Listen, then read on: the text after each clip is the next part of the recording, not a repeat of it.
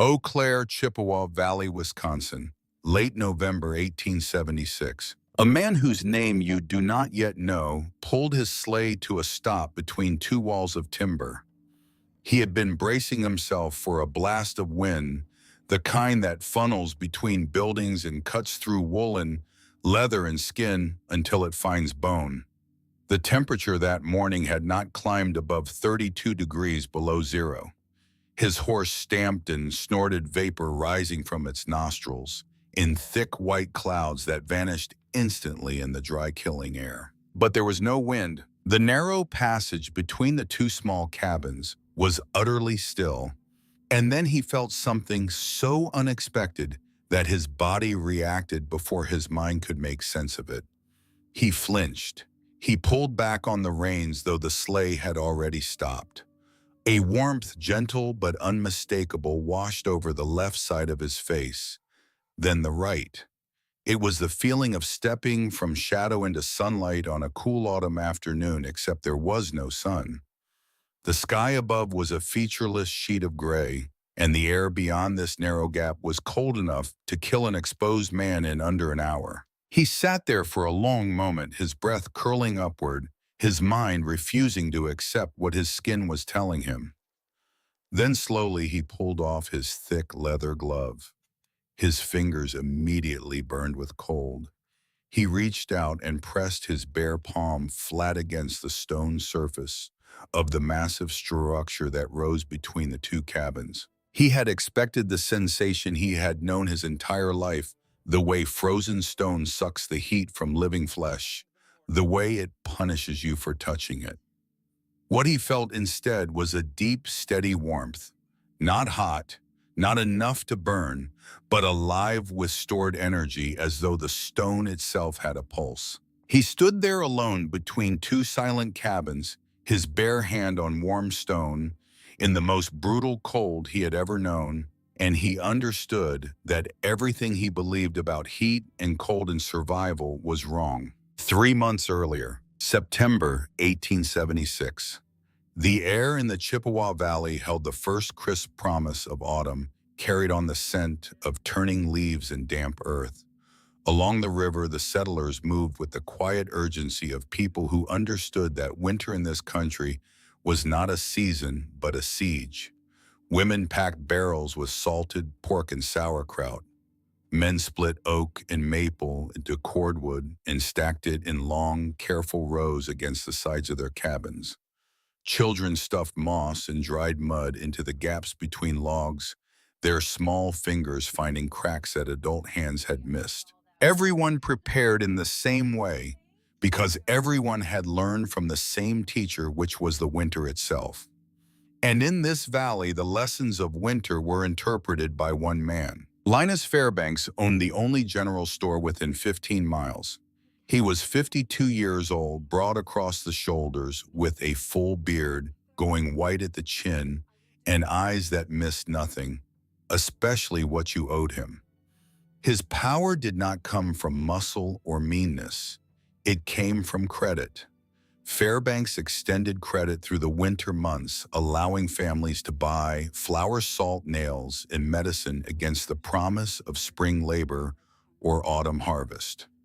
This meant that every family in the valley owed him something, and a man to whom you owe a debt is a man whose opinions you weigh carefully before disagreeing. He was not a cruel man. In his own way, he was generous. He had never let a family starve, and he made dangerous deliveries in the worst weather to bring supplies to those who could not travel. But he carried his opinions the way he carried his inventory as established facts, and he dispensed them with the same authority.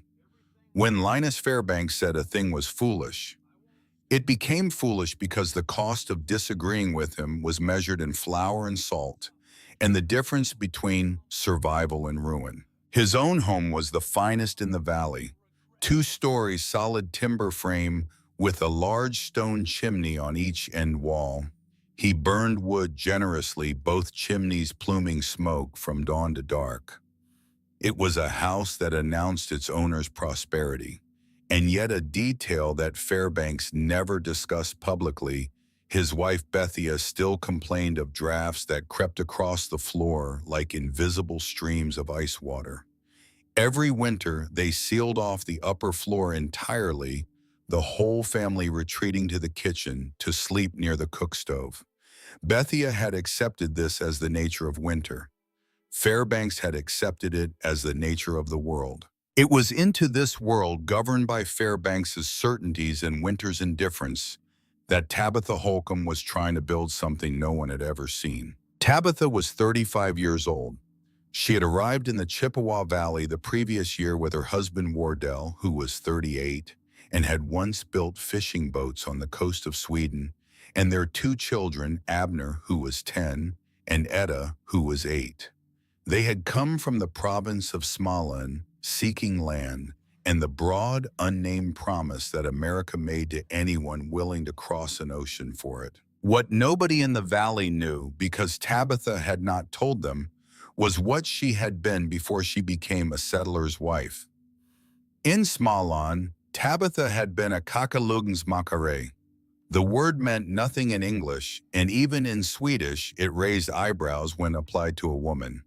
She was a builder of masonry stoves, those towering ceramic heating systems that stood in the parlors and bedrooms of Scandinavian homes like pieces of functional art. She had learned the craft from her father, a quiet, patient man who had no sons and saw no reason why his daughter's hands were less capable than any boy's. He had taught her by showing, rarely by telling. How to read the grain of fireclay brick, how to calculate the path of hot gases through a winding flue channel, how to mix mortar so it would flex with heat instead of cracking, how to build a stove that would accept a small armload of wood and release gentle, even warmth for 24 hours. She had been good at it, more than good. She had built heating systems for a minor count's estate, a network of flues that warmed 12 rooms from a single fire. She had understood in her hands and in her bones something that most people never think about: the difference between heating the air in a room and heating the room itself. Under the floorboards of her old cabin, Tabitha kept a single possession from that former life. It was a roll of calfskin parchment, soft and worn at the edges, covered in her father's precise drawings. Flue diagrams, thermal calculations, cross-sections of masonry heaters he had designed but never built, ideas too ambitious for the small commissions they received.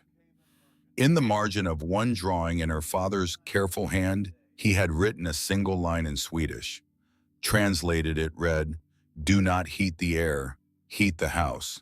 Tabitha read that line often. She read it the way some people read scripture, not for new information, but for the courage to act on what she already knew. She needed that courage now because their first winter in Wisconsin had nearly killed them. The cabin they had built in the fall of 1875 was a standard frontier affair.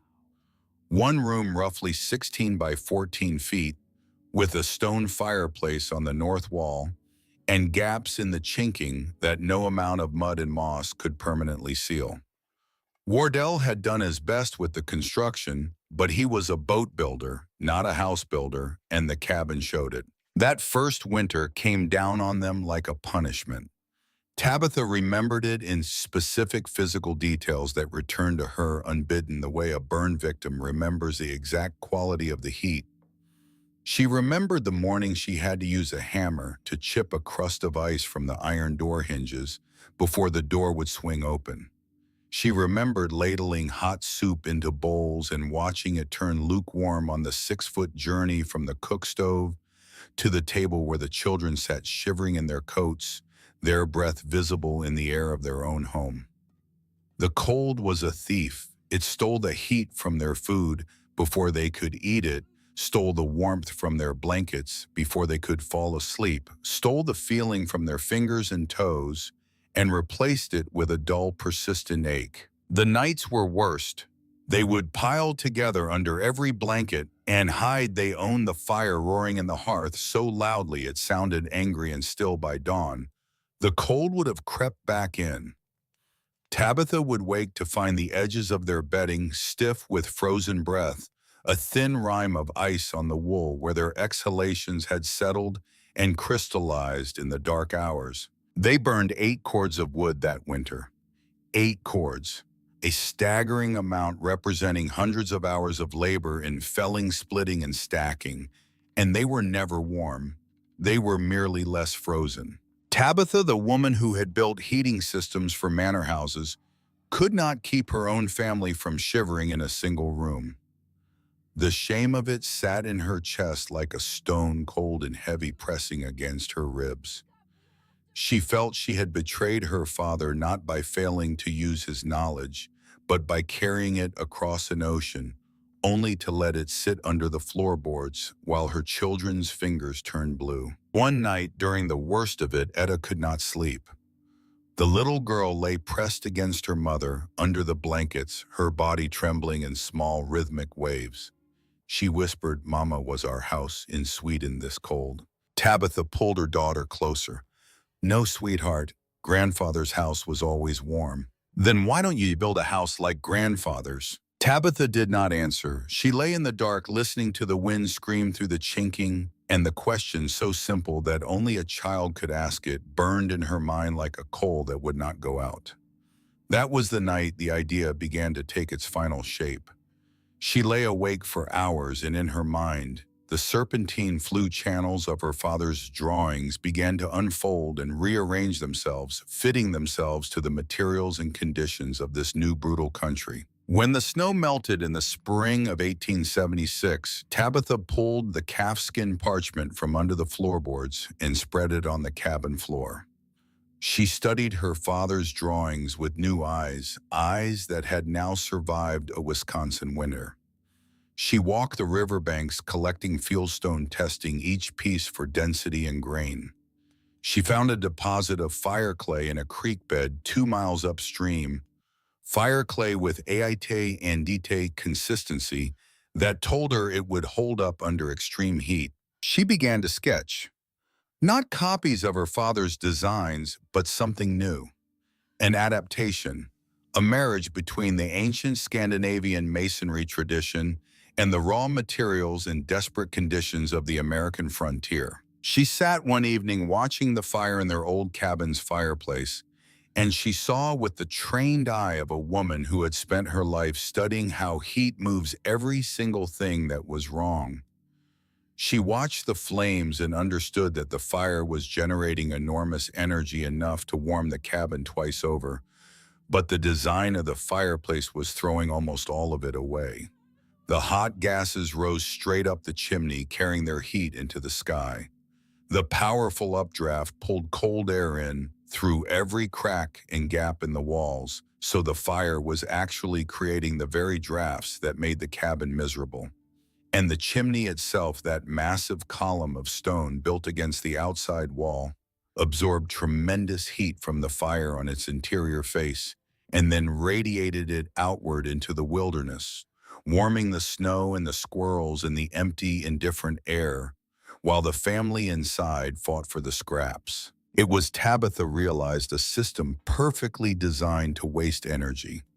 The frontier settlers were not heating their homes, they were heating the sky, and they were doing it with backbreaking labor, burning cord after cord of wood to feed a machine that converted most of their effort into nothing. Her father's note in the margin had told her the answer years ago.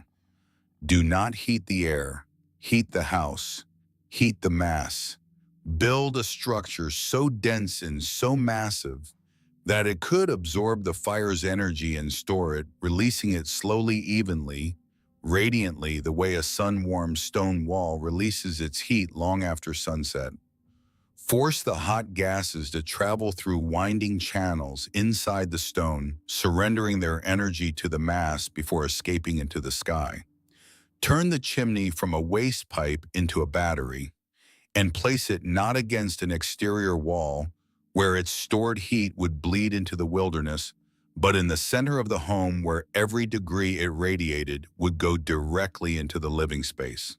Wardell found her drawing late one night, the children asleep, a single candle guttering on the table.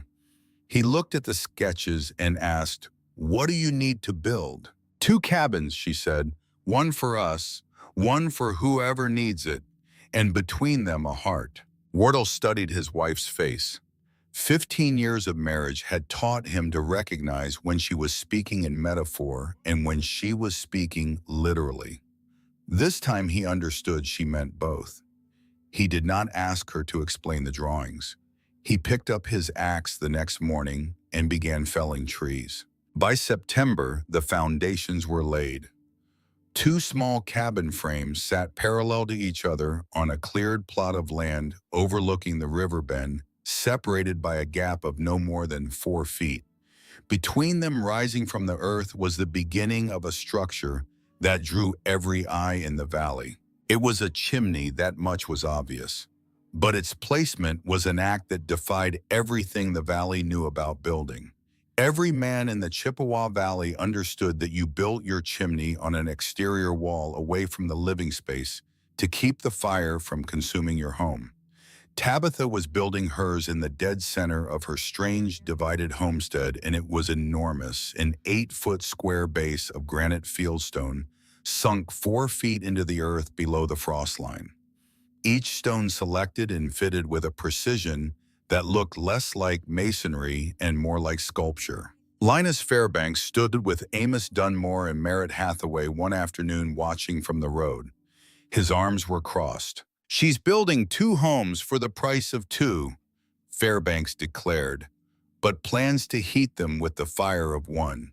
It's simple arithmetic. You split a fire between 2 cabins, each cabin gets half the heat. She's inventing a way to be twice as cold for twice the effort." Amos grunted in agreement, spitting a stream of tobacco juice into the dust. "Damnedest thing I ever saw. That chimney's going to shed more heat to the squirrels than it does to her family." But Amos was not content to mutter from a distance. He walked closer, close enough that Tabitha, kneeling at the base of the chimney with a stone in her hands, could hear every word. He raised his voice deliberately. "A woman building a chimney. I suppose next she'll teach us how to split wood." Merritt laughed. Wardell, who was squaring a log 20 feet away, stopped mid-swing. His knuckles whitened on the axe handle. He took a step toward Amos, and the air between the two men tightened. Tabitha did not look up from her work, but her voice carried clearly. "Wardell, you're holding an axe, and there's stone that needs splitting." Wardell stopped. He looked at his wife's back, at the calm, deliberate way she set the fieldstone into its bed of mortar, and he understood what she was telling him. Not that the insult didn't matter, but that the work mattered more. He turned back to his log.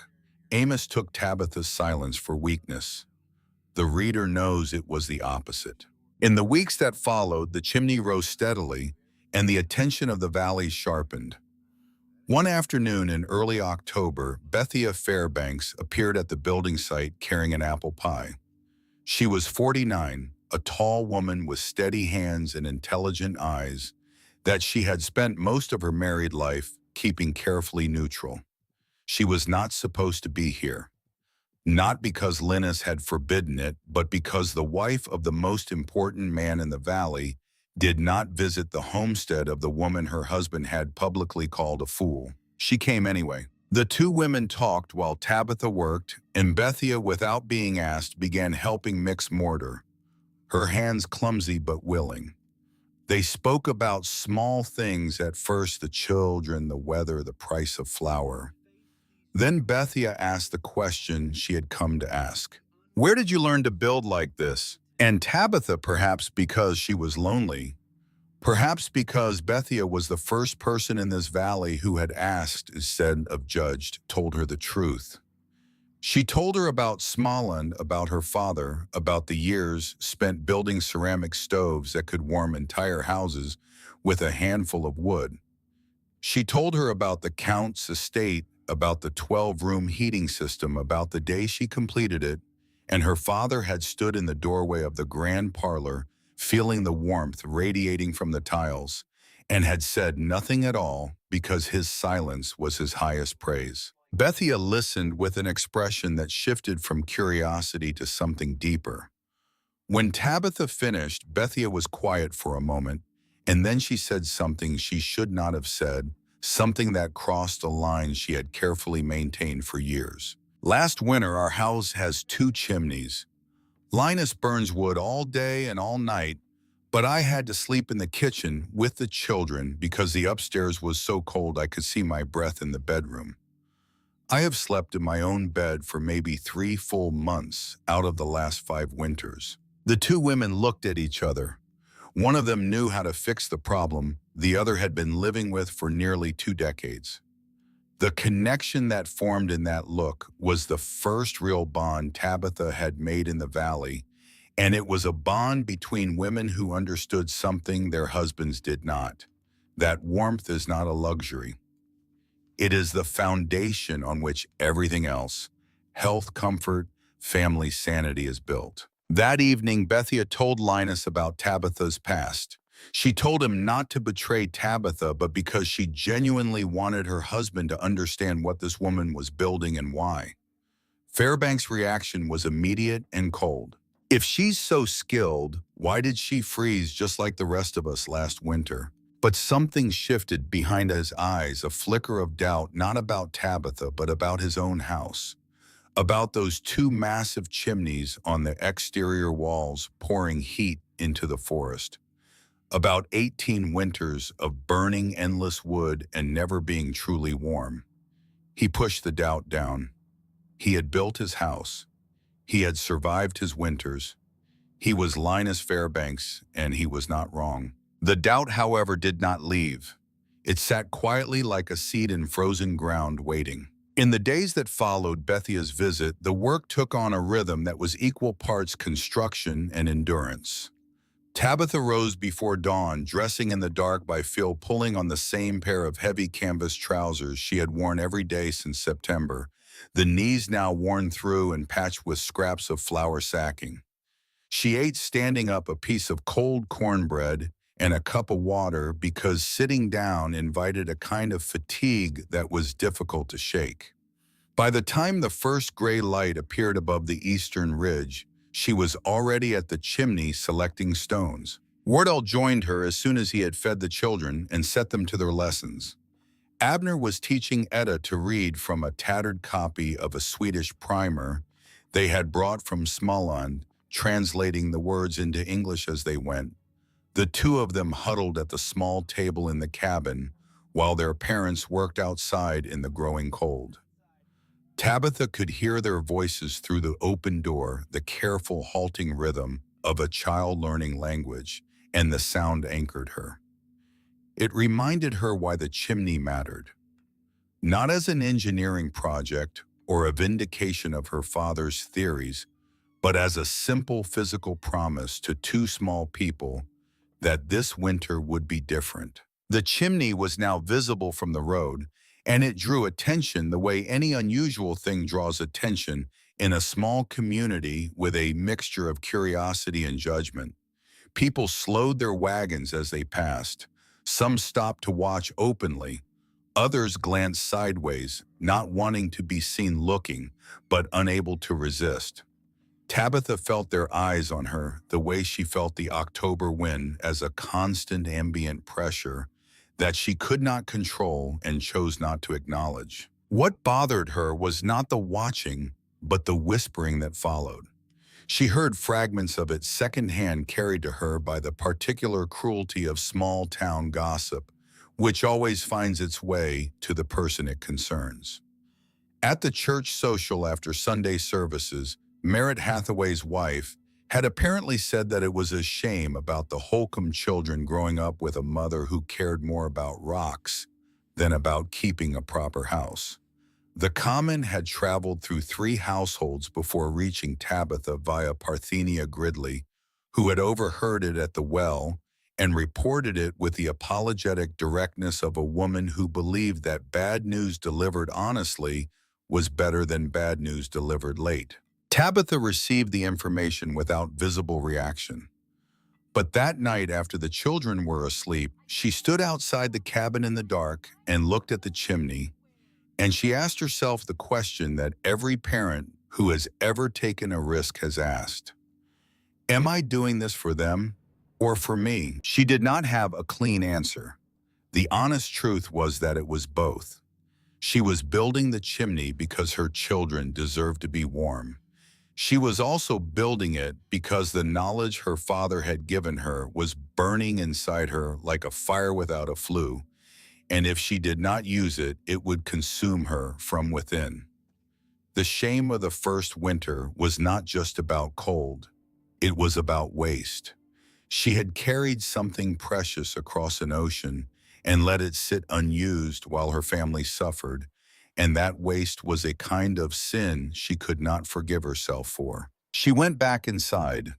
She checked on Etta, who was sleeping with her thumb near her mouth, a habit she had mostly outgrown, but returned to when she was cold or anxious. She checked on Abner, who slept on his back with his hands at his sides, perfectly still, like a small soldier standing at attention in his dreams. She lay down beside Wardell, who was already asleep, and she stared at the ceiling and made a decision she had been avoiding. She needed help with the upper section of the chimney.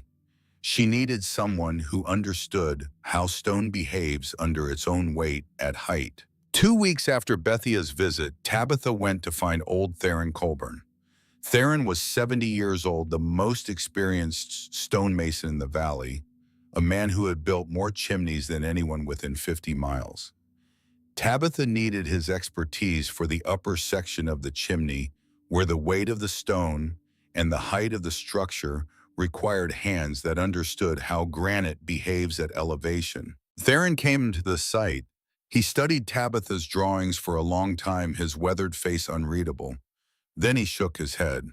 Your internal flue channels are bearing the load of the entire upper structure. When the heat causes thermal expansion, the inner stones will shift. The mortar will crack. The whole thing will come apart. He looked at Tabitha with eyes that held no malice, only the absolute certainty of 4 decades of experience. I've built chimneys for 40 years.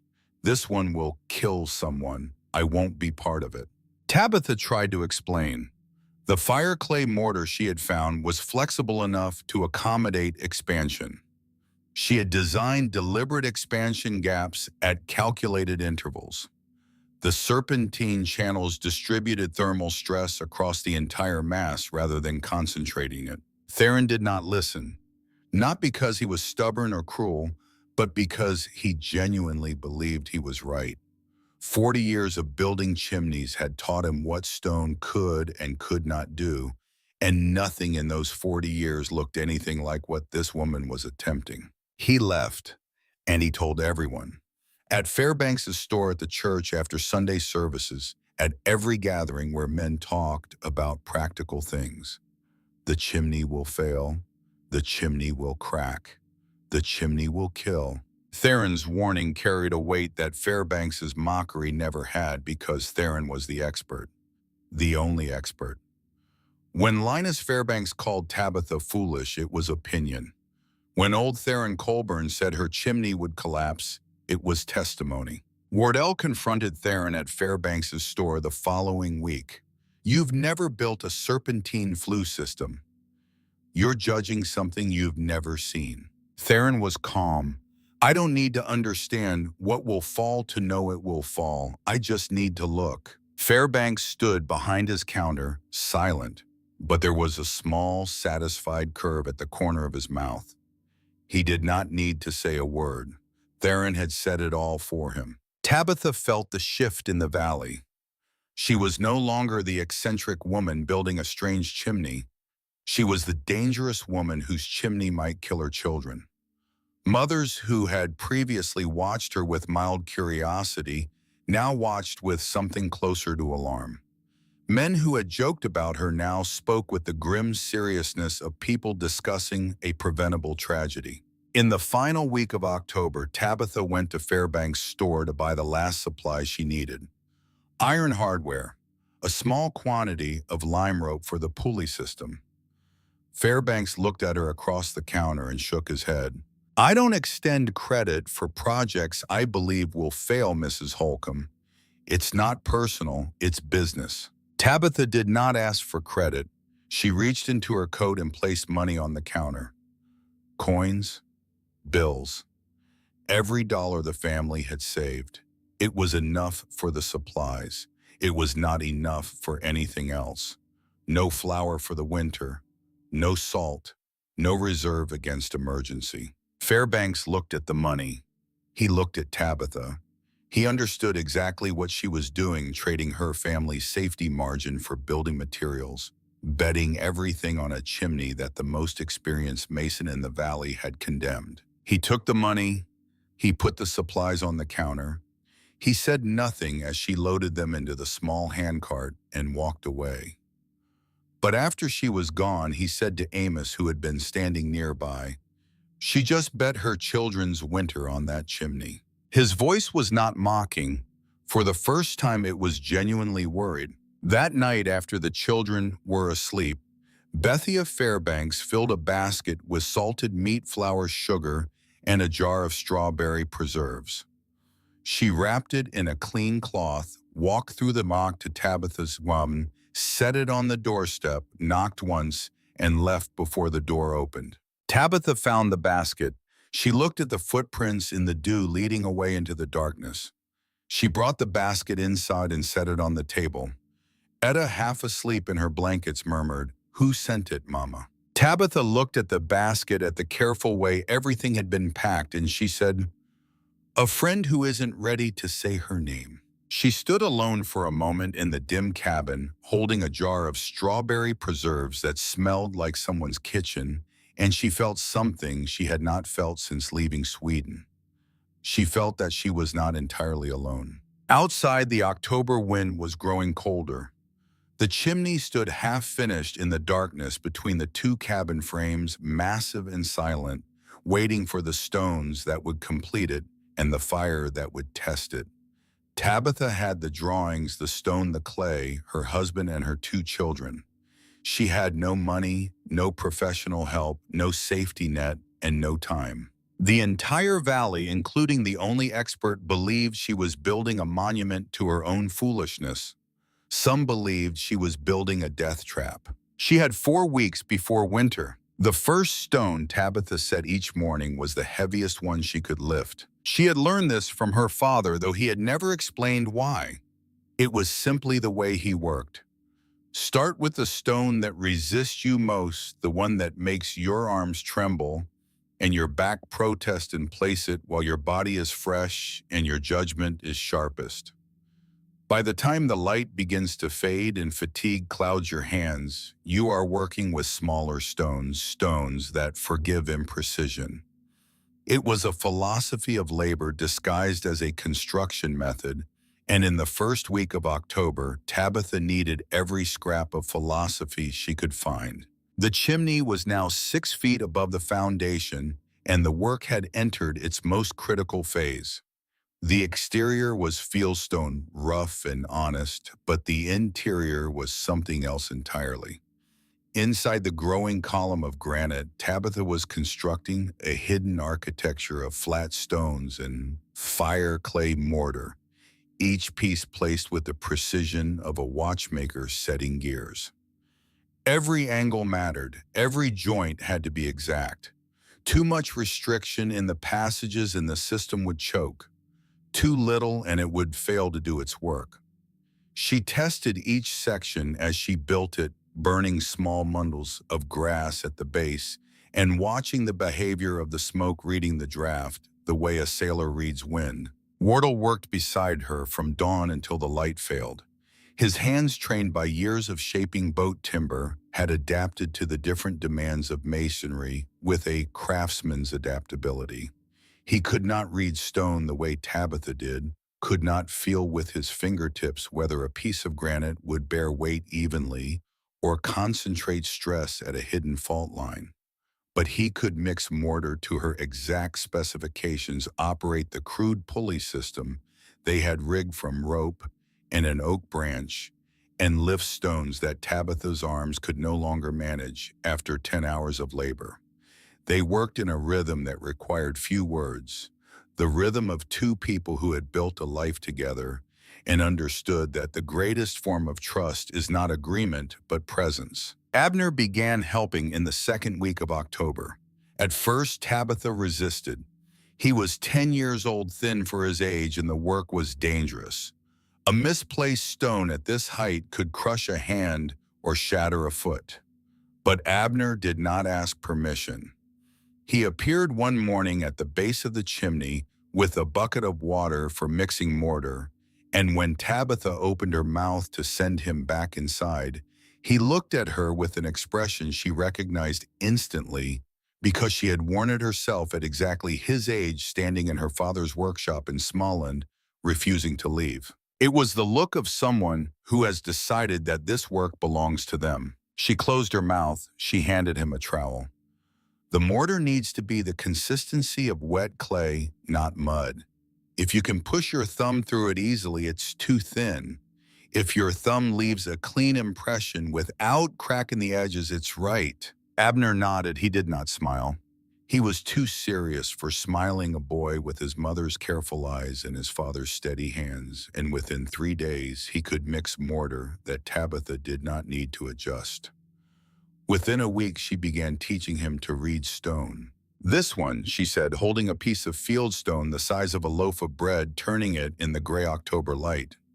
"See how the bottom face is almost flat, but the left side has a slight rise. That rise locks against the neighboring stone's depression. You don't stack stones, you marry them." Abner took the stone from her, turned it the way she had ran his fingers over its surfaces. He tilted his head, studying it, and set it into the wall with a deliberation that made Tabitha's breath catch. It was exactly the gesture her father used to make. The same tilt of the head, the same patient rotation of the wrist, the same quiet certainty when the stone found its place.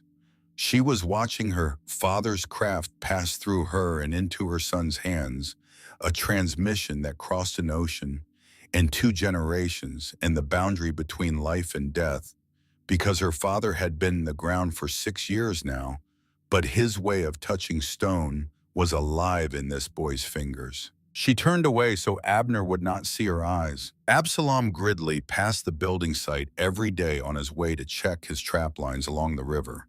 He was 30 years old, lean and weathered beyond his years, with the cautious manner of a man who had learned that bad luck was more common than good.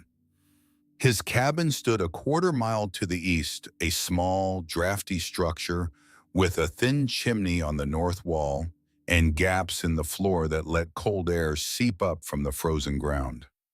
His wife Parthenia was 7 months pregnant with their first child, and Absalom lay awake most nights doing arithmetic that never came out right, calculating how much wood he had against how cold the winter might get, and always coming up short. He stopped to watch Tabitha work.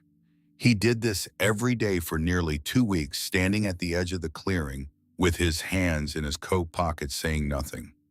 Tabitha noticed him the way she noticed the weather, as a constant presence whose intentions were unclear. She did not press him.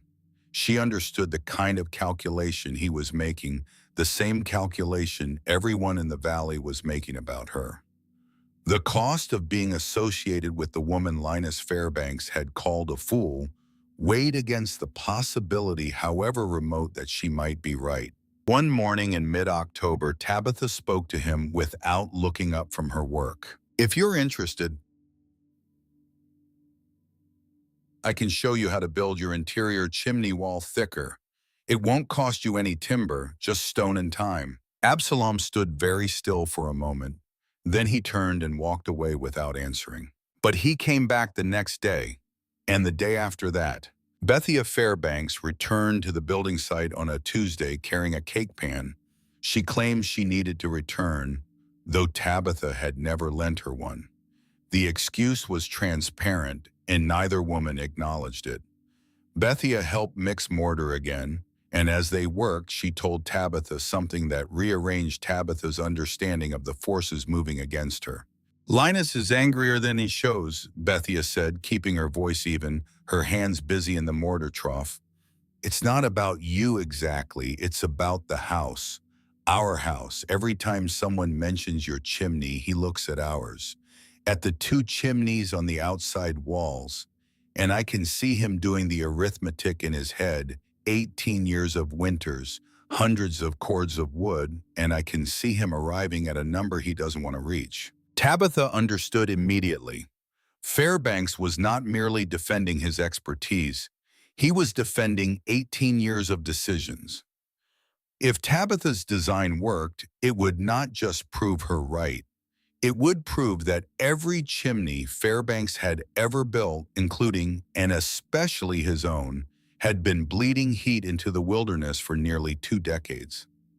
Every cold night Bethia had spent huddled in the kitchen, every cord of wood he had burned, every winter of unnecessary suffering, would become retroactively his fault. "He's not fighting you," Bethia said quietly. "He's fighting the possibility that he's been wrong his entire life. That's a harder fight." Tabitha looked at Bethia and saw a woman who understood her husband with surgical precision and loved him anyway. "Last week," Bethia continued, "I asked him whether if your design worked, he would consider rebuilding our chimney. He got angry, not shouting angry, cold angry. He said he didn't need a Swedish bricklayer to teach him how to build the house he's lived in for 18 years. Bethia paused. "He called you a bricklayer, not a woman. That's progress." Despite everything, Tabitha almost smiled. 4 days later, the weather turned. The storm arrived on October 17th, not with the dramatic announcement of thunder and lightning, but with a slow, suffocating descent of low clouds and a rain that fell sideways, driven by a wind that shifted direction every few hours, as if deliberately seeking out weaknesses. It rained for 2 days without stopping. Not the gentle soaking rain that settles into the soil and nourishes, but a cold, driving, hostile rain that found every surface and every crack and worked its way in. Tabitha had covered the top of the chimney with canvas and hides, but the wind tore the covering loose during the first night.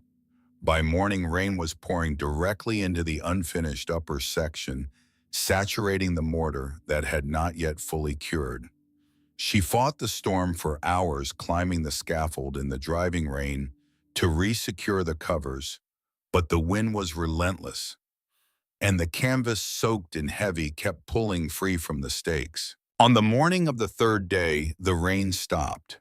A thick fog settled over the valley, muffling sound and reducing visibility to 30 feet. Tabitha walked out to the building site in the gray half-light. She heard it before she saw it, a grinding, settling sound like teeth clenching, followed by the heavy, dull thud of stone falling on earth. 3 feet of the upper chimney wall had collapsed. The saturated mortar had softened and released its grip on the stones, which had shifted, tilted, and fallen outward in a slow, grinding avalanche. The stones lay scattered in the mud, half buried, surrounded by the pale gray smear of dissolved mortar. The damage was not catastrophic. The lower structure, where the mortar had fully cured weeks ago, was intact. The firebox, the interior channels, the critical architecture inside, all of it was solid. But the upper section, 3 feet of careful work, was gone. Tabitha stood in the fog and looked at the rubble. Wardle stood behind her. Abner and Etta watched from the cabin doorway, their faces pale ovals in the mist. Nobody spoke. This was not about the stones. The stones could be gathered and relayed. This was about time. It was the 17th of October. Frost could come any night now. If the replacement mortar froze before it cured, it would crack, and the cracks would spread, and old Theron Colburn's prediction would come true, not through any flaw in the design, but through the simple, stupid cruelty of weather. Tabitha sat down on the pile of fallen stone. She did not cry. She did something worse. She stopped. Her hands, which had not been still during waking hours for 6 weeks, went limp in her lap. Her shoulders dropped. Her eyes lost their focus and stared at nothing. It was the posture of someone who has been holding a tremendous weight and has simply let it go. not because they chose to, but because their muscles have failed. Wardell sat down beside her. He did not say it would be all right. He did not tell her to be strong. He simply sat in the mud next to his wife in the bog beside the wreckage of 6 weeks of labor, and he was there. For a long time, the only sound was water dripping from the eaves of the unfinished cabins and the distant, indifferent call of a crow. "My father drew those plans his whole life," Tabitha said finally. Her voice was flat, emptied of its usual quiet determination. "He never built any of them. Maybe he knew. Maybe he knew they couldn't be built. Maybe I'm trying to finish a dead man's dream, and the dream doesn't belong to this land." Wardle was quiet for a moment. Then he said, "Or the dream was waiting for the right land and the right person." "How do you know?" "Because I know you." It was not a grand declaration. It was not an argument or a pep talk or an appeal to courage. It was 3 words spoken by a man sitting in the mud, and they were enough. Tabitha looked at her husband. She did not smile, but she stood up. Word of the collapse reached Fairbanks's store within hours. Amos Dunmore delivered the news with undisguised satisfaction. "Nature has spoken," he declared. Old Theron Colburn nodded slowly, his old face grave. "Stone doesn't lie." Fairbanks said nothing. But that afternoon he sent a basket of food to the Holcomb cabin. Not secretly, not through Bethia. The basket had a tag tied to the handle that read, "From Fairbanks's store." It contained flour, salt, pork, dried beans, and a small bag of coffee. It was not an apology. It was not an admission of anything. It was the gesture of a man who understood that a family with no money and no food stores needed to eat regardless of whether their chimney stood or fell. Tabitha received the basket. She noted the tag. She understood the complicated message it carried, concern wrapped in distant generosity that asked for nothing but also admitted nothing. She put the food on the shelf and went back to work. 3 days after the storm, Linus Fairbanks himself came to the building site. He brought with him a proposal that was in its way more threatening than Amos's mockery or Theron's dire warnings. "I have a Franklin stove in the store," Fairbanks said, standing at the edge of the clearing, his boots clean, his coat buttoned against the October chill. "I'll sell it to you at cost on terms you can manage over the winter. No interest. You install it in one of these cabins, and your family is warm by November." He paused, and when he continued, his voice held no smugness. It held something Tabitha found far more difficult to resist: genuine concern. "Nobody thinks less of you for trying, Mrs. Holcomb. You attempted something ambitious, and the weather beat you. That's not failure. That's frontier life.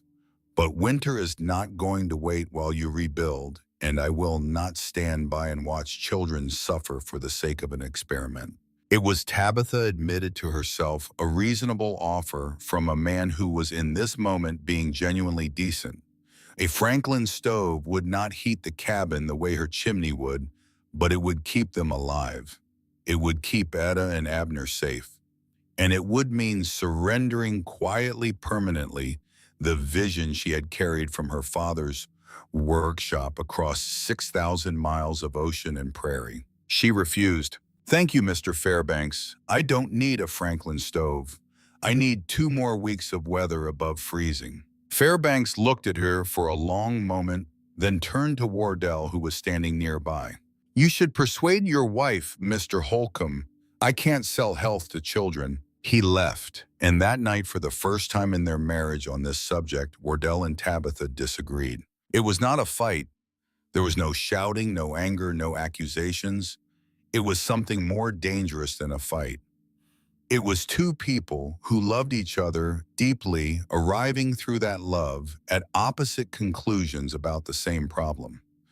Wardell sat at the table and said carefully, "If the chimney isn't finished before the first hard freeze, we need a backup plan." Tabitha knew what the backup plan was. She heard the words he did not say. We have 4 weeks of food from Fairbanks' basket and what we put up this summer, Wardell continued. We have enough wood cut for a moderate winter, but not a severe one. If the chimney works, we're fine. If it doesn't, we have nothing. No money, no stove, no second chance. It will work. I believe you, but believing isn't the same as knowing, and I have to think about Abner and Etta. That sentence landed in Tabitha's chest like a stone, not because it was unfair. It was the most fair thing anyone had ever said to her, but because it forced her to face the question she had been avoiding. At what point does conviction become recklessness? At what point does a mother's dream become a mother's gamble? They sat in silence for a long time. Then Tabitha made a promise that cost her more than any amount of money or labor. If the chimney is not complete by November 15th, I will accept Fairbanks's offer. Wardell looked at her. He knew what she had just done. She had put a deadline on her father's dream, on her own identity, on everything she believed about heat and stone, and the way the world worked. She had given herself 4 weeks to prove that a lifetime of knowledge was not wrong. He reached across the table with his good hand and covered hers.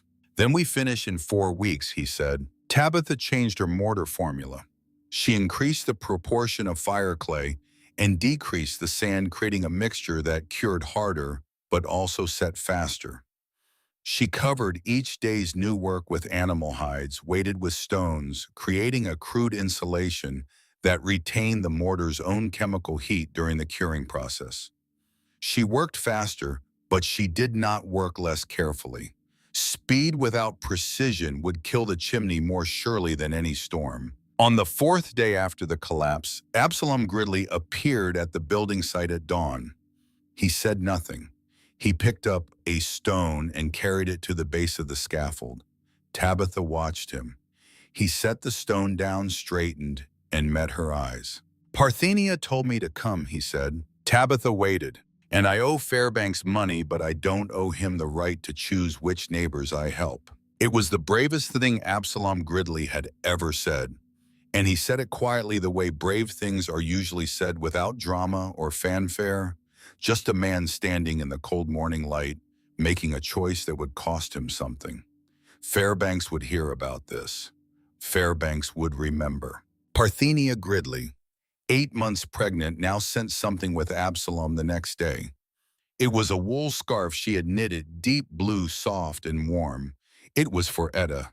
There was no note. None was needed. With Absalom's help, the rebuilding accelerated. The 3 of them, Tabitha, Wardell, and Absalom, worked in a rotation that maximized daylight hours. Wardell mixed mortar and operated the pulley.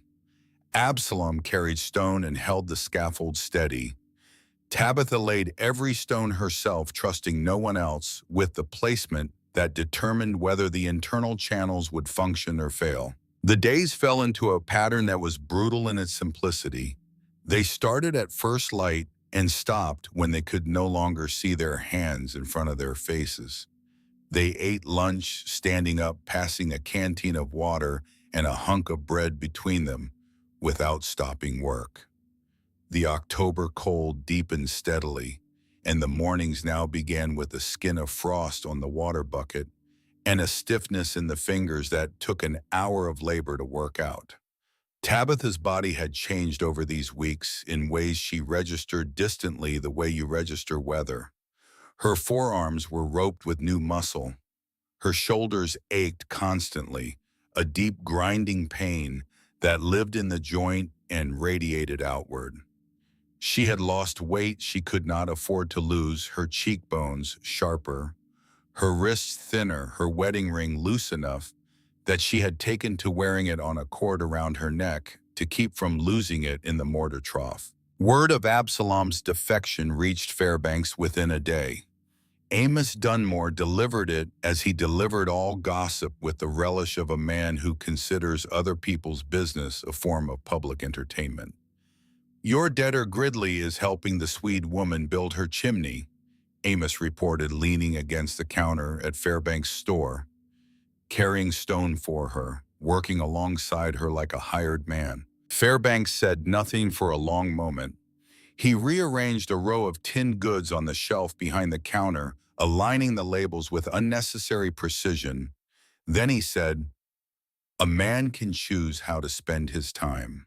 It was a remarkably restrained response, and Amos was visibly disappointed by it. He had expected anger, or at least a cutting remark about debts and loyalties. Instead, Fairbanks had offered something that sounded almost like respect, or at least a recognition that Absalom's choice, however foolish Fairbanks might consider, it was Absalom's to make. But that night, Bethia noticed that her husband sat at his desk for a long time after supper, staring at the account book without writing in it. She asked him what he was thinking about. "The chimney," he said, and then he closed the book and went to bed without elaborating. It was the first time he had referred to Tabitha's project without adding a qualifier like foolish or dangerous. Bethia noted this. She did not comment on it. She had learned over 23 years of marriage that Linus Fairbanks changed his mind the way stone absorbs heat slowly and visibly and from the inside out. Absalom brought more than labor to the project. He brought information. In the evenings before he walked home to Parthenia, he would sit with Tabitha and Wardell by the fire in the old cabin and talk about what he had heard in the valley. Who was worried about their wood supply? Which families had children already coughing from the cold drafts in their cabins? How Theron Colburn had been unusually quiet lately, no longer repeating his warnings about the chimney, but not retracting them, either sitting in Fairbanks' store with his hands wrapped around a cup of coffee and a look on his weathered face that might have been doubt. "He watches your chimney when he passes," Absalom told Tabitha one evening. "He doesn't stop, but he slows his horse every time." Tabitha filed this away. She understood what it meant when a craftsman could not stop looking at another craftsman's work, even work he had condemned. It meant the work had gotten under his skin. It meant he was thinking about it, turning it over in his mind, testing it against everything he knew.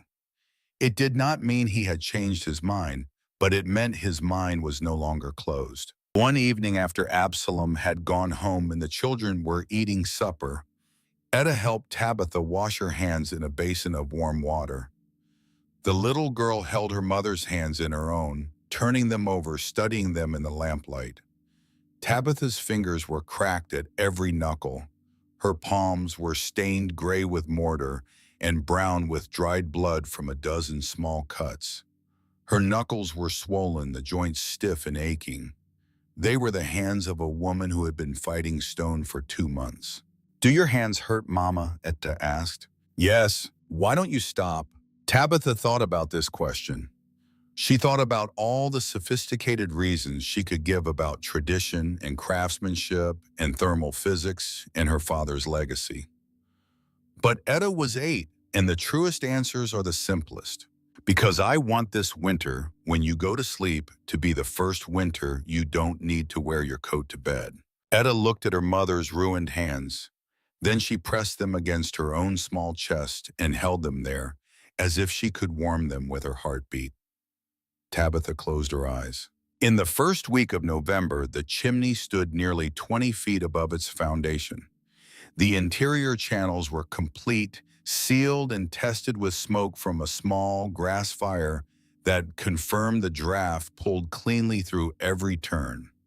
The firebox, opening a modest arch in the 4-foot breezeway between the cabins, was framed with the densest granite Tabitha could find. The interior walls of each cabin were now fully enclosed, and those walls were not timber. They were stone. The raw, massive flank of the chimney formed the entire east wall of one cabin and the entire west wall of the other. The final stones were the highest and the heaviest. They formed the crown of the chimney, the cap that would protect the interior from rain and snow while allowing smoke to exit. These stones needed to be lifted 20 feet by pulley and set with perfect precision because the crown determined how the chimney would draw in wind, whether it would pull steadily or erratically, whether rain would sheet off or seep in. On November 9th, Wardell was operating the pulley, hauling a slab of granite that weighed close to 80 pounds, when the rope, frayed by weeks of use, slipped across the oak branch they were using as a fulcrum. The stone lurched sideways. Wardell grabbed for the rope with both hands, and the sudden wrench tore his right shoulder from its socket. He dropped to the ground without a sound. His face went white, then gray. He lay on the thin November snow, his right arm at an angle that Tabitha recognized from the anatomy of injury. She had seen this before in the shipyards in Sweden, where men who hauled timber suffered the same dislocation.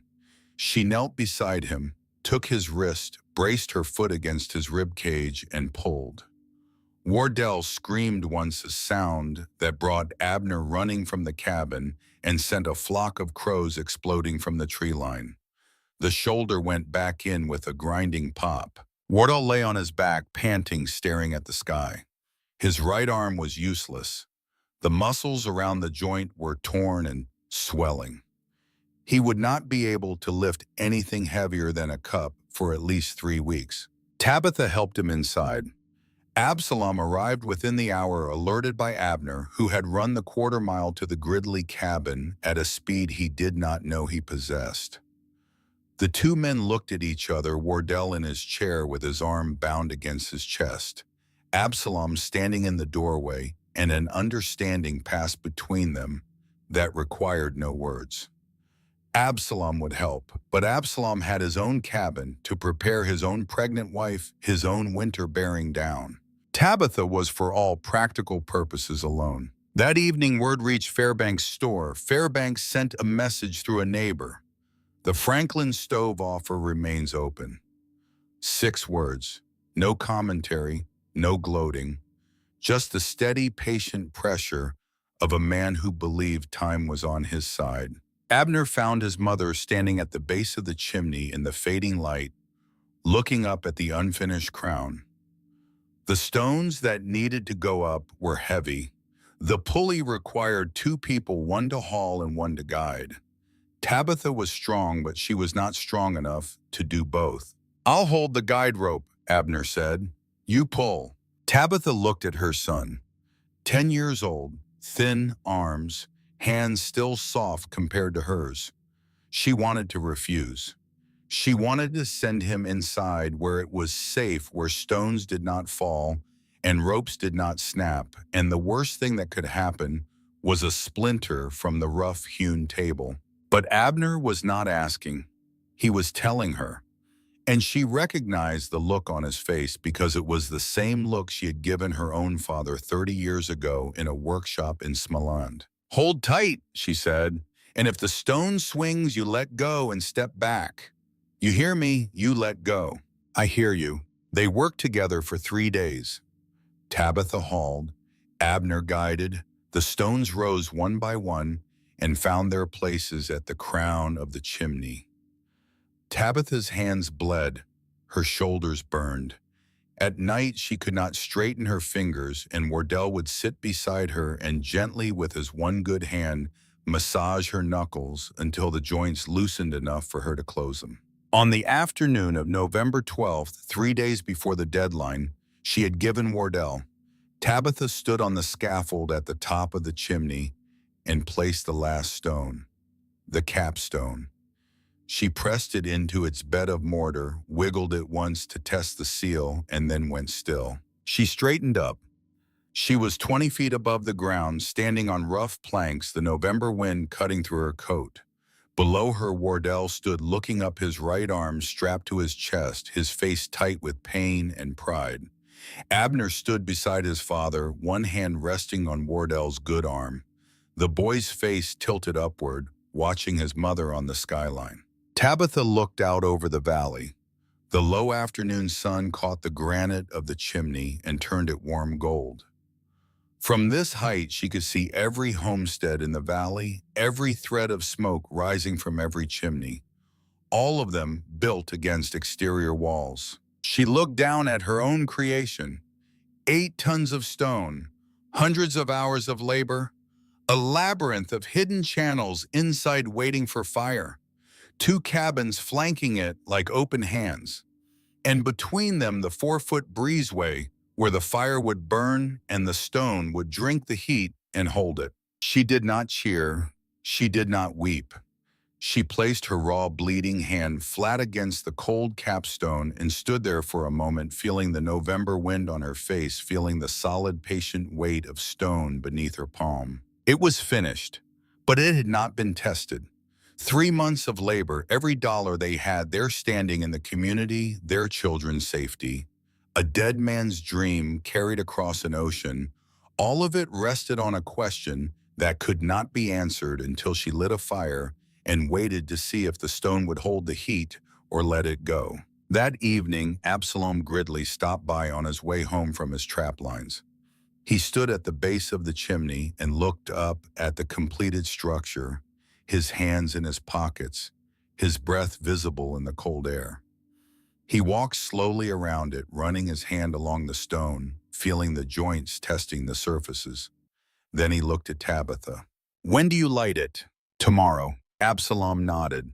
He seemed about to say something else, then thought better of it. Instead, he reached into his coat and produced a small bottle of whiskey, the kind that cost more than a man like Absalom could easily afford. He held it out to Wardell. "For after," he said, "whatever happens." Wardell took the bottle. The two men shook hands and Absalom walked away through the gathering dusk. Tabitha watched him go and felt a gratitude so large she could not find words for it. This man had risked his standing with Fairbanks, his credit, his reputation in the valley, to carry stones for a woman he barely knew. He had done it because his wife told him to and because he had decided that decency outweighed caution. In a valley governed by one man's certainties, Absalom Gridley had made his own choice. Bethia Fairbanks came that evening too, just before dark. She did not stay long. She brought a loaf of fresh bread, still warm, wrapped in a cloth. She handed it to Tabitha at the door and said quietly, "Linus doesn't know I'm here, but I wanted you to know that I'll be thinking of you tomorrow." Tabitha held the warm bread against her chest. "Thank you, Bethia." Bethia looked past Tabitha at the stone wall that formed the interior of the cabin, at the massive, silent presence of the chimney that would either justify everything or condemn it. She reached out and touched the stone briefly, as if making a wish. Then she turned and disappeared into the darkness. The first snow fell that night, a thin dusting that turned the valley white and silent. Tabitha stood at the cabin window looking through the glass at the chimney rising dark against the pale sky. Tomorrow she would build a fire in the firebox for the first time. She would learn whether her father's dream worked in this country, on this stone in this cold. She would learn whether she had saved her family or doomed them. She pressed her hand against the window glass. It was cold. Everything was cold. The chimney stood in the darkness between the two cabins, massive and mute, a structure built of 8 tons of stone and the faith of one woman. Tomorrow it would either hold the fire's memory or it would let it forget. Tabitha built the fire the way her father had taught her to build every fire small. She chose 3 pieces of dry oak, none thicker than her wrist, and arranged them in the firebox with a handful of birch bark shavings beneath. The firebox itself was modest, an arched opening in the stone facing the breezeway between the two cabins, sheltered from wind on all sides. It was November 14th, one day before the deadline she had given Wardell, and the temperature had dropped below freezing for the 3rd consecutive night.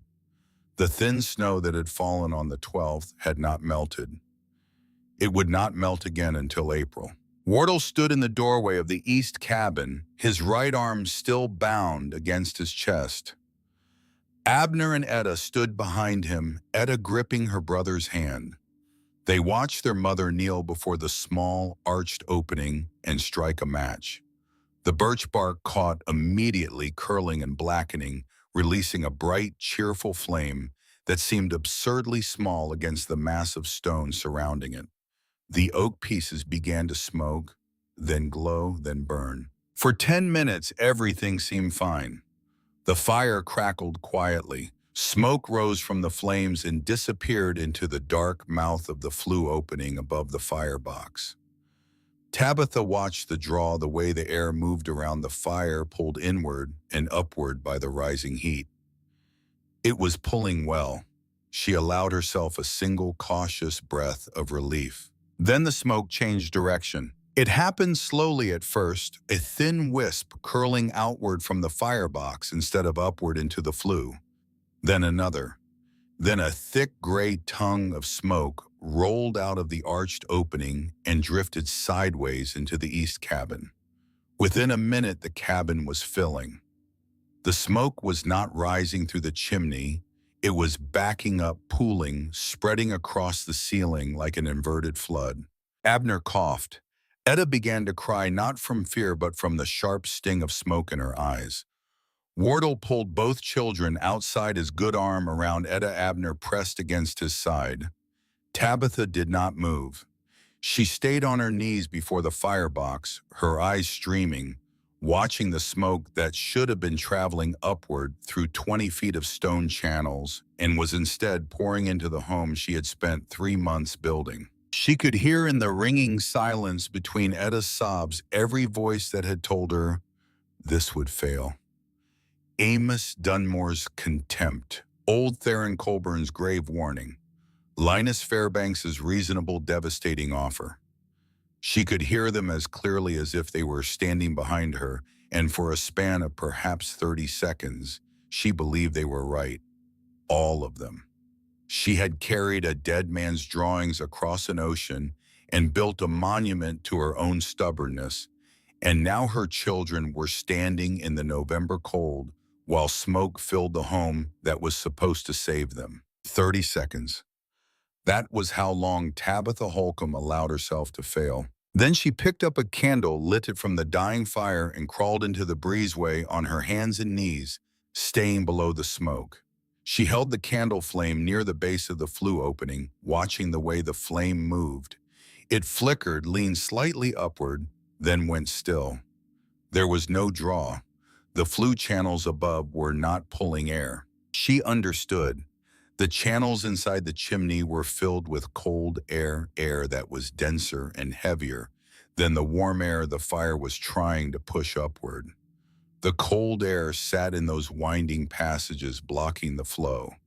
The fire below was not strong enough to push through that cold, heavy column. It was a problem she had seen before. Her father had encountered it with tall ceramic stoves in unheated manor houses. He had called the solution waking the chimney. Tabitha climbed the scaffold in the dark. The November air bit into her hands, her face, her lungs. She could feel the cold trying to slow her, thickening her movements, numbing her fingers on the rungs. At the top, 20 feet above the ground, she leaned over the chimney opening and lit a twist of newspaper. She held it inside the mouth of the flue, letting the small flame heat the air at the top of the channel. If she could warm the air at the exit point, it would begin to move upward, pulling the cold air below it, creating the initial draw that the fire needed to establish its flow. She held the burning paper until her fingers felt the heat through her gloves. Below, Wardell watched her silhouette against the gray sky, a dark figure perched on scaffolding in the freezing night, holding fire above a stone tower. He heard a sound, low at first, then building. A soft, sustained moan, like wind through a narrow passage. But there was no wind. The sound was coming from inside the chimney. The cold air in the flue channels was moving. The warmth at the top had broken the seal, and now the entire column of air was shifting, rising, accelerating through the passages. The chimney was breathing. Tabitha descended the scaffold, her hands shaking so badly she nearly missed a rung twice. She knelt at the firebox and rebuilt the fire. The oak caught, the flames grew, and this time every wisp of smoke was pulled inward and upward, disappearing into the flue with a steady, quiet hunger. Not a single thread of gray escaped into the cabin. The fire was burning, the chimney was drawing, But the question that mattered most could not be answered yet. Tabitha placed her palm flat against the stone wall inside the east cabin. It was cold, moon cold, the same temperature as the November air outside, because that was all it had known for the 3 months since it had been laid nothing but cold. 8 tons of granite, and every ounce of it was winter temperature. She kept the fire burning. 1 hour, two, she checked the stone. Cold. 3 hours, still cold. Wardle brought the children back inside wrapped in every blanket. They huddled near the firebox opening, where the direct heat of the small fire offered some comfort, but the cabin itself was no warmer than the air outside. Etta sat in her mother's lap, shivering. 4 hours. Tabitha pressed her hand against the wall and held it there. Cold. She closed her eyes. She could feel Wardell watching her. She could feel the weight of his silence, which was not doubt exactly, but the careful, measured patience of a man who has staked everything on his wife's knowledge and is now watching the clock. Somewhere in the 5th hour, Tabitha's hand registered a change so subtle she was not sure she had felt it. She pressed harder against the stone, spreading her fingers wide, willing her skin to be more sensitive than skin can be. The stone was not warm, but it had stopped being aggressive. For 5 hours, it had been actively pulling heat from her palm the way all cold stone does. Now it was neutral. It was no longer taking from her. It was merely there. She kept her hand on the wall. 10 minutes later, she felt it. Warmth. Not surface warmth, not the fleeting heat of a rock that cools the moment the source is removed. This was warmth rising from deep inside the stone, a slow, massive energy that felt like the earth itself exhaling. It was gentle, it was steady, and it was growing. Etta felt it next. She had been leaning against the wall, too tired to sit upright, her small body slumped against the stone. Her eyes opened. "Mama, the wall is warm." Abner walked over and placed both hands flat against the stone. He stood there for a moment, his eyes widening, and then he did something that made Tabitha's heart crack open. He pressed his entire back against the wall and slid down until he was sitting on the floor, leaning against the warm stone, and he sighed. It was the sound of a child discovering comfort after a long absence. The sound of a body remembering what it feels like to be warm without effort, warm without huddling, warm without fear. Wardell crossed the room. He placed his good hand on the wall. He held it there for a long time.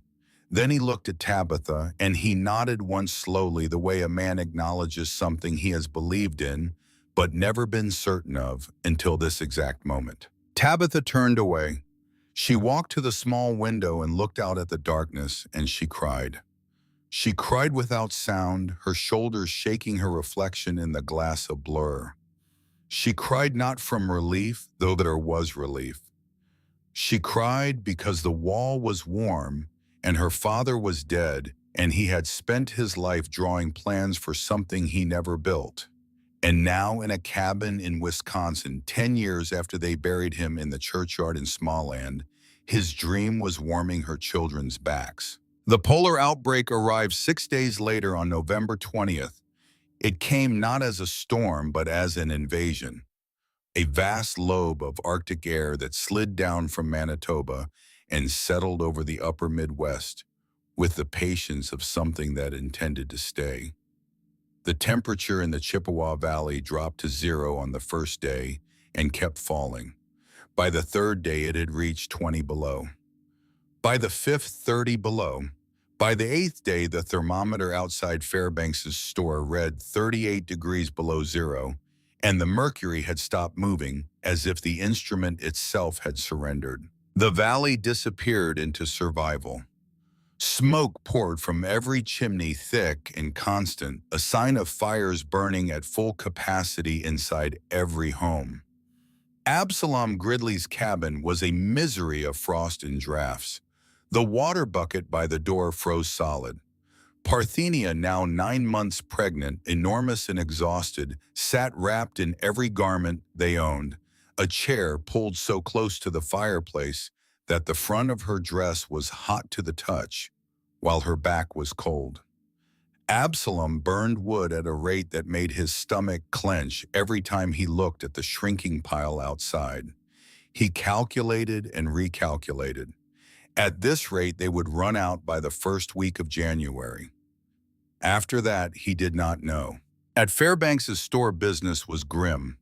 Men came in stamping and blowing their beards white with frost, their eyes holding the flat, enduring look of people engaged in a contest they could survive but not win. Fairbanks sold blankets, wool socks, cough syrup, and patent medicines. His pot-bellied stove glowed cherry red, and anyone standing more than 6 feet from it felt the chill. At the Holcomb homestead, a thin, lazy curl of smoke drifted from the chimney, so slight that anyone passing would have assumed the fire had nearly died. Inside the east cabin, the temperature was 68 degrees. The air was still. There were no drafts because the house did not need to gulp cold air to feed a roaring fire. The stone wall that formed the spine of the cabin radiated a steady, pervasive warmth that touched everything in the room: the wooden floor, the table, the blankets on the beds, the skin of every person inside. It was not the blast of a fireplace or the localized scorch of a stove. It was everywhere, even gentle and constant. Tabitha had burned less than 2 cords of wood. Absalom Gridley, a quarter-mile away, had burned 6. One evening during the worst of the cold, Tabitha sat on the floor with Etta in her lap, reading to her from a book of fairy tales they had brought from Sweden, translating the Swedish into English as she went. Wardell and Abner played checkers at the table, Wardell using his left hand, his right still weak but healing. The fire in the breezeway was barely more than embers, a small mound of glowing coals that would have looked pathetic in any conventional fireplace, but was all the chimney needed to maintain its warmth. The stone had been fully charged for days now, saturated with stored energy, and it released that energy with the slow, measured patience of something that could not be hurried. Etta, half asleep against her mother's chest, murmured, "Mama, our house is warmer than grandfather's." Tabitha's hand stopped on the page. She looked down at her daughter, at the small face slack with approaching sleep, and she felt the knot that had lived in her chest for 2 years, the knot of shame, of failure, of feeling she had betrayed the man who taught her everything, begin to loosen. Not all at once. Knots like that do not dissolve in a moment, but it loosened the way ice loosens its grip on a riverbank in the first true thaw, not dramatically, but inevitably. On the 8th night of the cold snap, just after midnight, someone hammered on the cabin door. Wardell opened it. Absalom Gridley stood on the step, his face bloodless, his eyes wild with a terror that had nothing to do with the temperature. "Parthenia is in labor. It's early, too early, and our cabin is so cold the water in the birthing basin is freezing before I can warm it. I don't know what to do, please." Tabitha was already moving. She pulled on her coat, grabbed a bundle of clean cloths, and said to Wardell, "Bring her here, the west cabin. Now." Wardell and Absalom went out into the killing cold. They wrapped Parthenia in every blanket they had and carried her half walking, half supporting the quarter-mile between the 2 homesteads. The journey took 15 minutes in the deep snow and savage air, and by the time they reached the breezeway between Tabitha's cabins, Parthenia's lips were blue and she was shaking so violently that the contractions were almost indistinguishable from the shivering. They brought her into the west cabin, the one Tabitha had built for whoever needs it. The cabin had no furniture except a rough bed frame Wardell had built and a small table. But the stone wall, the western face of the great chimney, was radiating the same steady warmth as its eastern counterpart. The room was warm enough that Parthenia stopped shaking within minutes of being laid on the bed. Tabitha sent Wardell to stoke the fire. She sent Abner, who had woken and appeared in the doorway, with the solemn competence of a boy who had spent the last month doing the work of a man, to boil water in the east cabin and bring it across. She told Etta to stay in bed. Then she closed the door of the west cabin and turned to Parthenia. The labor was hard. Parthenia was young, 27 and strong, but the baby was early and positioned badly, and for 2 hours Tabitha worked with her hands and her voice, guiding, adjusting, soothing. Absalom sat in the corner, useless and terrified, his big hands clenched between his knees. Tabitha did not send him away. A man has a right to be present when his child enters the world, even if all he can do is sit and be afraid. At 20 minutes past 3 in the morning, with the temperature outside at 38 below zero, the baby arrived. A girl, small, red, furious at the world, with lungs that announced her existence, with a cry so sharp and clear that Wardell heard it through the stone wall in the next cabin. Tabitha cleaned the baby, wrapped her in a warm cloth, and placed her on Parthenia's chest. Parthenia looked down at her daughter with the stunned, devastated love that only new mothers know, the love that arrives not gradually, but all at once, like a door being blown open by a wind you never expected. Absalom stood and walked to the bed on legs that did not quite work properly. He looked at the baby. He looked at the stone wall, warm against his wife's back, warm against his daughter's tiny body. He looked at Tabitha. "You were right from the beginning," he said. His voice was rough and unsteady. "I knew it. I just wasn't brave enough to say it." Parthenia, exhausted, her hair plastered to her forehead with sweat, lifted her head from the pillow. "Her name," she said. "Her name is Tabitha, if you don't mind." Tabitha Holcomb stood very still. She was holding a basin of warm water, her sleeves rolled to the elbows, her hands red from work. She looked at this young woman who had just given birth in a cabin warmed by stone, and at this small, wrinkled, perfect infant who would carry her name, and she could not speak. She nodded. It was all she could manage. 2 days later, on the 10th day of the polar outbreak, Linus Fairbanks loaded his sleigh. Several families on the outskirts of the valley were low on flour and salt pork, and one had a child burning with fever. Fairbanks was not the kind of man who waited for people to come to him when lives might be at stake. He checked his inventory, loaded the sleigh with supplies and a bottle of willow bark tincture, and hitched his strongest horse. His route took him past the Holcomb homestead. As he approached, he saw the place, and it looked nearly abandoned. The single plume of smoke from the central chimney was so thin it seemed like a last breath rather than a living fire. He shook his head, imagining the misery inside a dying fire, a freezing family, a woman too proud to admit defeat. His path required him to guide the horse through the 4-foot gap between the two cabins. He pulled his collar up and braced himself for the wind tunnel. He expected a concentrated blast of cold funneled between the walls. He clicked the reins. The horse stepped into the breezeway, and Linus Fairbanks felt it. You already know what he felt because you were there at the beginning of this story, standing in this same gap, your hand on this same stone. But now you know something that Fairbanks did not know then. You know about Tabitha's father and his drawings. You know about the first winter and Etta's question in the 8 cords of wood that bought nothing but survival.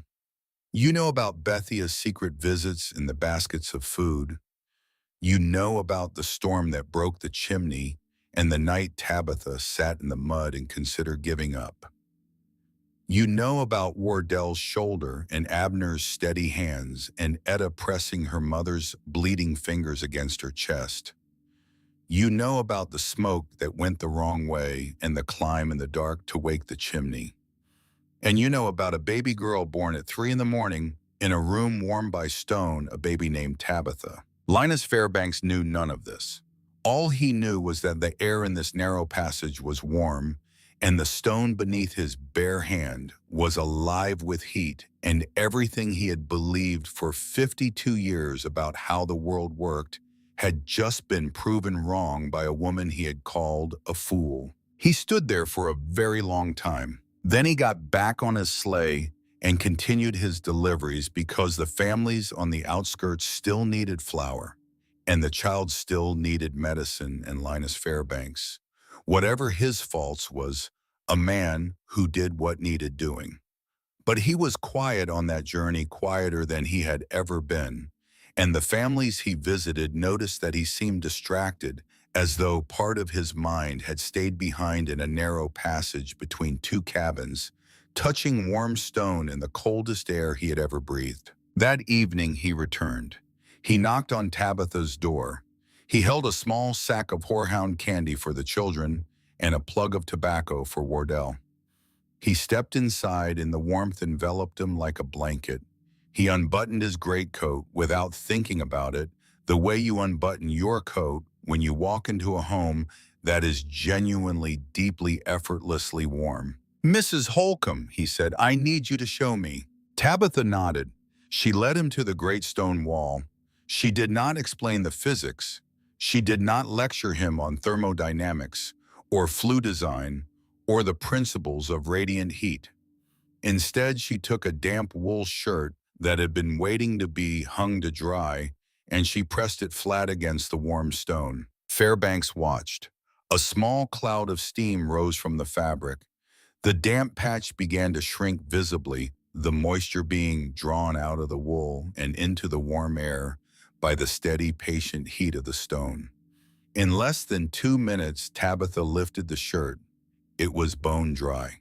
"It does the same thing on the other side," Tabitha said. "For our neighbors." She gestured toward the west cabin where Parthenia Gridley was resting with her newborn, the baby sleeping in a cradle that Absalom had carried over from their own frozen cabin. Fairbanks placed his hand on the wall. He held it there, feeling the warmth, feeling the impossible fact of it. He looked at Tabitha, at her calm, patient face, at her cracked and calloused hands, and something shifted behind his eyes. Not just understanding, something deeper and more painful. Humility. "My God," he said, and his voice was full of an awe that Tabitha had never heard from this man, an awe that she suspected he had never heard from himself. "You didn't build a chimney, you built a memory for the fire." Tabitha poured him coffee. She could have said a great many things in that moment. She could have reminded him of every dismissal, every prediction of failure, every offer of a Franklin stove that was also an invitation to surrender. She said none of those things. Instead, she said, "Your house, Mr. Fairbanks, 2 chimneys, both on the outside walls. If you're willing, next spring, I can show you how to rebuild one of them in the center. Bethia won't need to sleep in the kitchen anymore." Fairbanks looked at her. She knew his wife's name. She knew about the kitchen. She knew because Bethia had told her, which meant Bethia had been coming here, had been seeing this, had been carrying this knowledge back to their house and keeping it to herself. He understood in that moment that the alliance between these two women had been operating beneath his notice for months, and that it had been built not on conspiracy, but on the simple, practical solidarity of people who are cold and want to be warm. "I'll pay you for the work," he said. Tabitha shook her head. "You sold me supplies when I paid cash and no one else would have. You sent food when the chimney fell. We're even." Fairbanks looked at his coffee. She had just told him gently that she knew the second basket of food had come from him, that she had seen through his gruff exterior to the decent man underneath the man who sent flour and salt pork to a family he thought was doomed because he could not bear to let children go hungry, even the children of a woman he believed was a fool. He drank his coffee. He did not argue. There was nothing left to argue about. The story spread through the valley the way all true stories spread slowly, at first, then all at once. Linus Fairbanks told it himself, which surprised everyone who knew him, because Linus Fairbanks did not tell stories in which he was wrong. But he told this one. He told it at his store to every customer who came in during the last days of the cold snap. He told it plainly without embellishment, and he did not spare himself. I said she was splitting the heat in half, he told Amos Dunmore, who stood listening with his arms crossed and his face unreadable. I was wrong. She wasn't splitting anything. She was storing it. The whole chimney is a battery. You charge it with fire, and it gives the heat back all day and all night to both sides at once. I put my hand on that stone in 32 below, and it was warm. Not lukewarm, warm. Amos said nothing. He went home and looked at his own chimney built against the north wall, and for the first time in his life, he saw it as something other than a permanent fact. Reverend Enoch Beckwith visited the Holcomb homestead during the final days of the cold. He had intended to stay for 20 minutes, long enough to offer a prayer and perhaps leave a bundle of firewood. He stayed for 2 hours drinking coffee, marveling at the warmth, watching Etta draw pictures on a slate board while sitting on a floor that was warm to the touch. He asked Tabitha to explain the design, and she did patiently, using her hands more than her words, the way her father had always taught. Reverend Beckwith was a practical man as well as a spiritual one. He saw in Tabitha's design not just ingenuity, but a moral imperative. Families were suffering, children were sick, people were burning through their wood supplies at a rate that would leave them desperate by February. And here was a solution proven tangible, built by a woman's hands from river stone and creek clay. When the cold broke, Beckwith sat down and wrote a letter. He described what he had seen with the clarity of a man accustomed to making complex ideas accessible from the pulpit. He described the 2 cabins, a central chimney, the gentle warmth radiating from the stone walls. He described children playing on the floor in stocking feet, while the world outside was locked in killing cold. He made copies and sent them with a traveling merchant to colleagues in 3 neighboring parishes in Eau Claire, Menomonee, and Durand. The letter was read from pulpits. It was discussed after services. Its details were debated by farmers and loggers who knew exactly what 38 below felt like, and who understood bone deep what it would mean to burn half the wood and be twice as warm. In the spring, old Theron Colburn came to the Holcomb homestead. He did not announce himself. He simply appeared one morning, standing at the base of the chimney, his 70-year-old hands running over the stonework, the way a doctor runs his hands over a patient searching for pathology. He checked the mortar joints. He pressed on the stones, testing for movement. He examined the firebox arch, the flue opening the chimney cap. He spent nearly an hour, methodical and thorough, and when he was finished, he stood back and looked at the structure as a whole. No cracks, no settling, no displacement of any kind. The fire clay mortar had held through the most extreme thermal cycling the Wisconsin winter could deliver. The expansion gaps Tabitha had calculated had done exactly what she said they would do, absorbing the movement of the stone without transmitting stress to the structure. Theron turned to Tabitha, who had been watching him from the cabin doorway, letting him work without interruption. The fire clay from the creek bed, he said. What ratio did you mix? Tabitha told him. Theron nodded once. He filed the number away in the place where he kept important things, the same place where he had kept 40 years of hard-won knowledge about what stone could and could not do. Then he walked away without another word. That summer, when a new family arrived in the valley and hired Theron Colburn to build their chimney, he built it in the center of the house. He did not explain why. He did not credit Tabitha. He simply did it the way a craftsman incorporates a better method into his practice, silently, as though he had always done it this way. By the autumn of 1877, 14 families in the region had built variations on Tabitha's design. Some hired her to consult. Some worked from Reverend Beckwith's description. Some improvised based on what they had heard at Fairbanks' store or seen with their own eyes. The details varied, but the principle was constant. Bring the chimney inside. Build it massive. Make the smoke work before you let it leave. Store the heat in stone and let the stone do what stone does best, remember. The results were immediate and dramatic. Families reported burning 40 to 50% less wood. Cabins that had been miserable in December were comfortable in January. Children who had spent previous winters huddled in coats and blankets now played on warm floors. Women who had cooked in gloves now rolled their sleeves up in their own kitchens. The mockery had lasted one season. The validation would last for generations. On a quiet evening in the second winter, Tabitha sat in the east cabin, her family around her. Etta was asleep on the floor, her head resting against the warm stone wall, her breathing slow and even.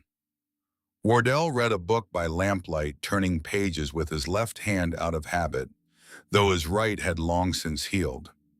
Abner was in the west cabin with Absalom Gridley teaching him how to read stone for the new chimney Absalom was building on his own property, using the same technique Tabitha had taught Abner, which was the same technique her father had taught her, Han's first words after. Tabitha reached under the floorboard and pulled out the calfskin parchment.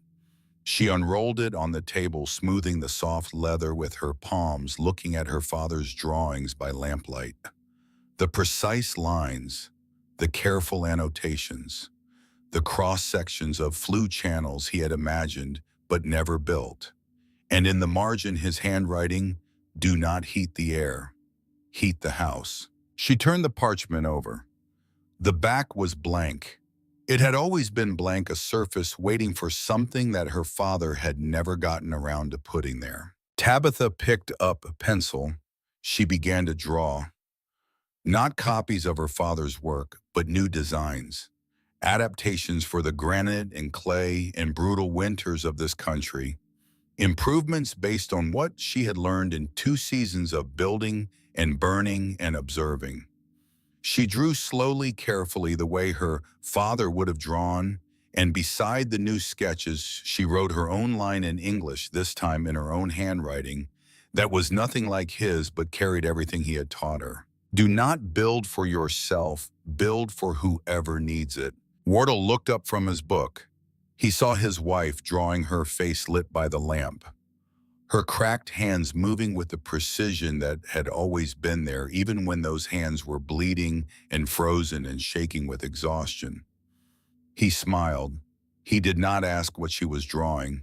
He knew she was talking to her father, finishing a conversation that had begun in a workshop in Smallland and would continue as long as there were hands willing to learn what stone could hold. In the west cabin, through the warm stone wall, Tabitha could hear the faint murmur of her son's voice, teaching Absalom Gridley the language of granite. Abner was 10 years old, and he was already passing on what he knew. The craft was moving. It was alive. It would not stop. Outside, the snow fell steadily, covering the valley in white, softening every edge, silencing every sound. The chimney rose between the 2 cabins, dark stone against the pale sky, solid and patient and full of warmth. A thin thread of smoke drifted from its cap, barely visible, almost nothing. Inside the stone, the fire's memory held.